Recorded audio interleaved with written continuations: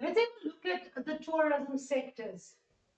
So, different industries and services that work together to create the tourism experience is known as the tourism sector. So, there are a few main sectors in tourism. So, we have transport. And transport moves the tourists from one place to another.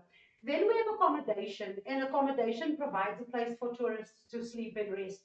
So, if you are running a company that helps assist people to book their tours, then you would do everything from transport to accommodation. So the transport, how the people will get to the place, and then accommodation, where they would then sleep and rest for the time. Let's move on. Then we talk about attractions, and these are the places that the tourists would visit. Hospitality and catering is the food and drink services. Then another important sector is travel and tour services, which helps tourists plan and book trips. And then we have retail and souvenirs, where shops are selling goods to the tourists. So all of these sectors get together. So if you are a travel and tourist service, you would, and you're giving a complete package, you would get a package for the transport, how the people will get to the place. You would probably arrange the accommodation, so where the people will be sleeping for the time of the tour. Then you would also put together the major attractions, so the places that the people would go to. This you would, of course, work into their itinerary. Then hospitality and catering, it's food and drink services, so there would be restaurants, etc., that are recommended.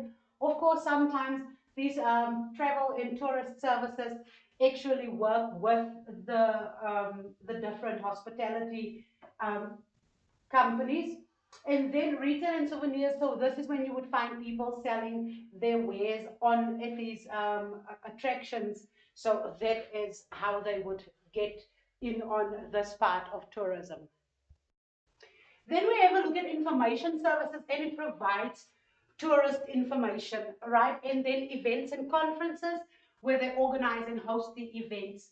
So if there are any events that are taking place, or conferences for your tourism package that you're putting together, you would also include some of these in case there are people who are interested. Then we have the interdependence of the sectors. So all sectors rely on each other to provide the full tourism experience. If one of these sectors fail, then the whole tourist experience is ruined. So everything needs to be in place for a good tourism or tourist experience. Then a quick look at the importance of the tourism sectors. It creates employment in various industries. We just had a look at the main sectors of tourism. So across those industries, where it's information services, events and conferences, the hospitality and catering, the travel and tour service, retail and transport and accommodation. This is where employment is created in all of those industries. Then it supports economic development.